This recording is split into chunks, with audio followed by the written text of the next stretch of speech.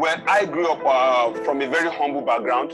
We're living in a room, 8 of us, in a single room apartment in K2. Moving down here to Ikorodu, a very rural communities. My mom couldn't go to work again because we have a child. Our last one is physical challenge. He has autism, and the challenges was so much. But so my first trip out of West Africa, my mother borrowed money to put me on that particular flight.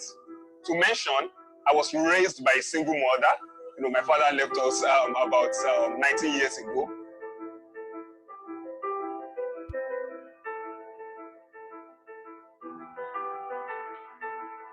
I am SIPASI OLALEKAN, the founder of Protect Ozone Sustainable Livelihood Initiative. I studied animal production and health at the Federal University of Technology, Akure, in Ondo State. I proceeded for my master's at the University of Ibadan in Oyo State. SIPASI OLALEKAN is from Ondo State, Nigeria.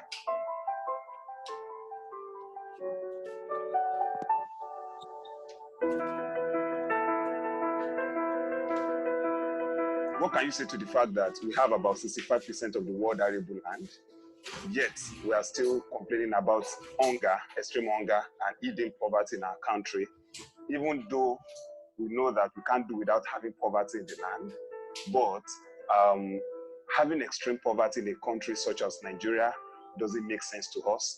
We have millions of youth in Nigeria.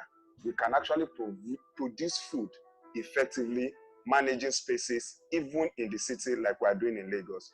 So I'm very happy that you guys are one of our trainees. Of course, probably you'll be training me. You have some things also we need to learn from you guys.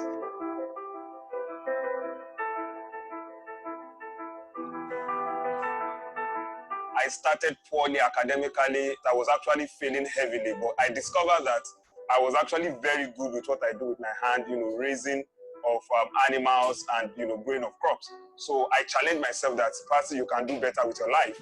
So I decided to pick up a master's from in the University of Ibadan. So after that, I asked myself a question. I said, SIPASI, if you are you, can you employ you? I decided to concentrate on what I know how to do best, training people on how to alleviate poverty through my strength, which is agriculture.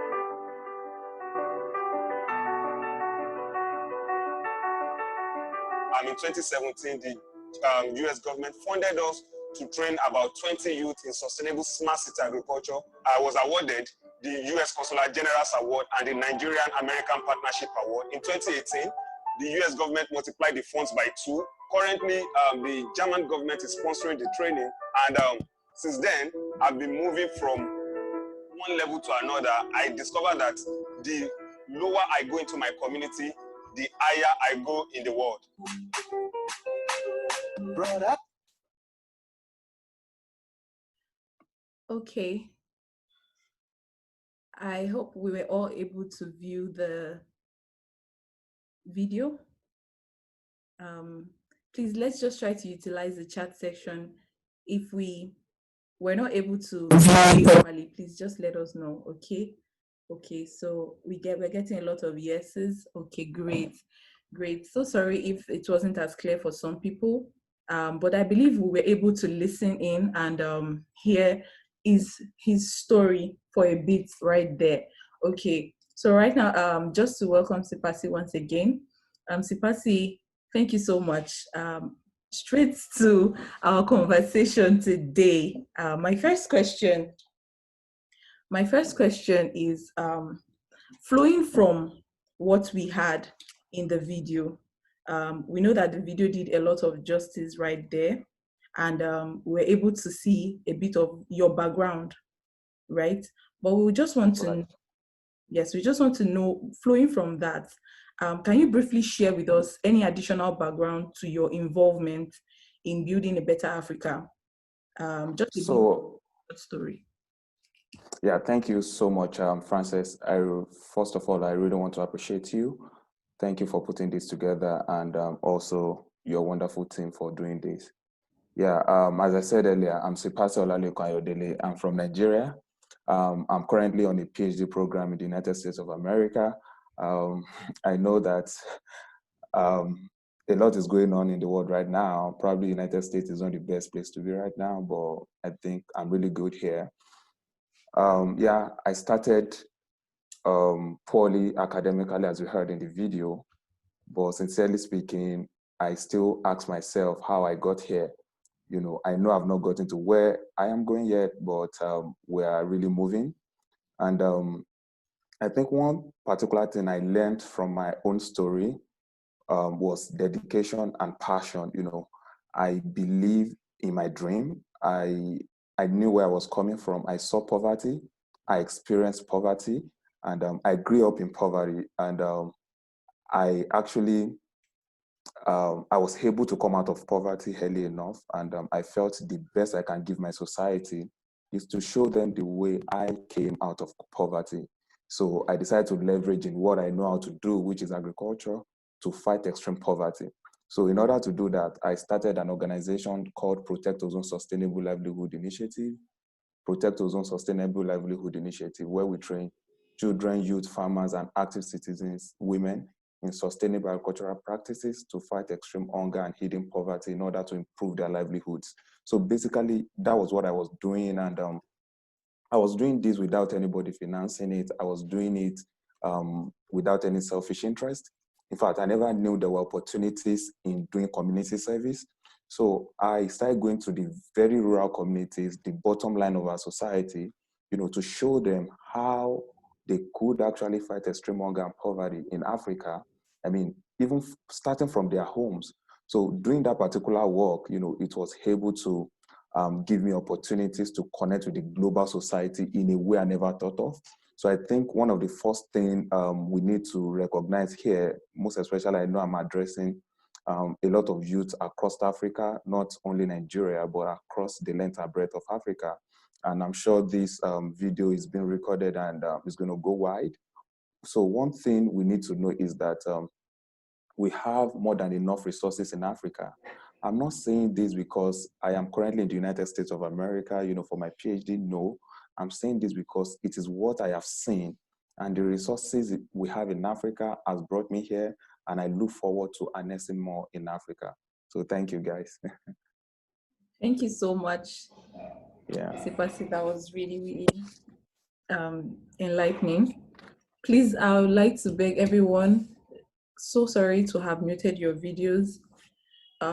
We need to utilize the network strength that we can get so that everyone can join in. Too many videos kind of drag the quality as well as the network strength for some people. Okay, so going on, I'll go straight to the second question.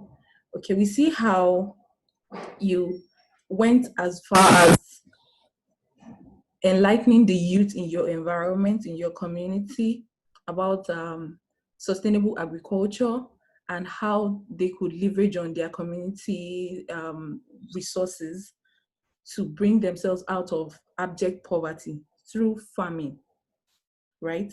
So Right. I believe that is rooted in a passion in you, and that's why I would like to ask the second question. What is your ideal African vision?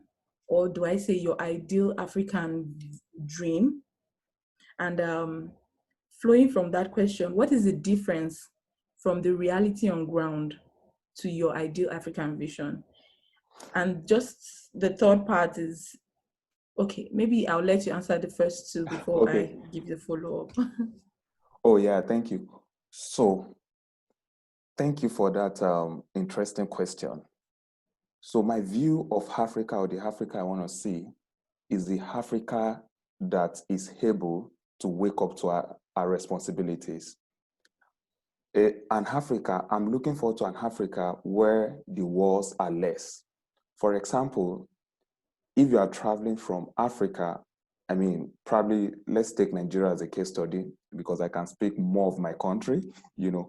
So if you are traveling out of Nigeria to a place like the United States or UK, or, okay, let me use an example of when I went to Germany. You know, I got to Berlin and I spent less than 10 minutes at the port of entry, you know. But crossing from Nigeria to Benin Republic, there was a time I spent over 2 hours crossing this particular border, you know. So tell me, what sense does it make that on my continent of Africa, you know, the protocols are so tedious for me to move from my country to a neighboring country? We speak almost the same language. We have almost the same climate, the same terrain, the same body shape, and the same kind of people. So it was very difficult. So I want to say an Africa where these protocols are not there, you know. So that is very important for me. And also I want to say an Africa that is able to leverage on our natural resources. For example, we talk about one thing that we have allowed to define us in Africa is poverty, which I think it is not. It's only because we are not awakened to our responsibilities. For example, you know, I studied animal production and health first degree, animal science second degree, and currently on a PhD program in horticulture and natural resources. You know, this has actually exposed me to immense opportunity we have in Africa. We can talk about poverty in Africa, but we should not be talking about extreme poverty and extreme hunger. It is not allowed. We have enough land resources, we have enough water, we have very good climate. We can grow food around the year. You know, in the United States of America, you know, you cannot grow food around the year on the field. You know, even in Africa, just being dependent on rain-fed agriculture, we can still feed ourselves effectively. So what is lacking? So we lack a system that works. You know, we have our extension agent and everything, but you know, so many things I see as not being so right in our country. For example, why will you have your international passport and you also need your driver's license? So when you go to a place, they ask for your international passport, they will tell you that your driver's license is not valid. So, you know, our system is not meeting each other at a very good point, which I think we need to do in order to compete effectively. So when we take a look at developed countries or developing countries, countries that are really developing, you know, they pay more attention to how data is being transferred from one society to another organization, you know. And the fact is this, you know, a better Africa starts with myself and you. You know, for example, I could remember back at home in Nigeria, when you want to cross on the zebra crossing, you know, people definitely will not stop for you. Most times, they will tell you that you are not a zebra, you know. But in societies such as the one we have right now, such things does not exist. You know, you respect the law, you respect the traffic. You know, we have people whereby, you know, they tell you that in Africa, we know that man movement really works. You know, but in very developed societies, you know, these things like this are not there. Most times they are not there. So what can we do to really take this barrier away? So I feel that it starts with myself and you to get the kind of Africa we really desire. Yeah. I Thank you hope I'm so able to much. do justice to that. Yeah. I believe so. And I'm really encouraged by the comments going on in the chat section. Please feel free to add up whatever you feel is necessary. Our guests can see everything. Just a follow-up question, Yeah. SIPASI. Sorry, Is it too Frances, late? can I just chip in something? Okay. So you actually asked, you know, whether it is too late. I think that's what you were about to say. Yes. Whether it's too late, you know, I feel that it is extremely too late if only we are not taking our responsibilities now. And it is very early if myself and yourself, you know, if we are taking that particular step right now. For example, we don't have to cut corners to get things done.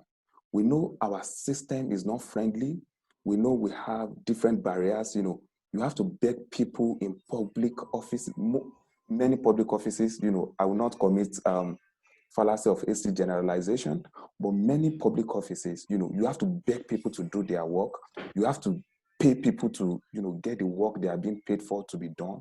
You know, so the high time we stopped, you know, acts like this, you know, the better for us in Africa. So I feel that I reiterate that it is very late if we do not take the action now, if we don't take the step now, and it is very early if myself and you are taking those steps right now.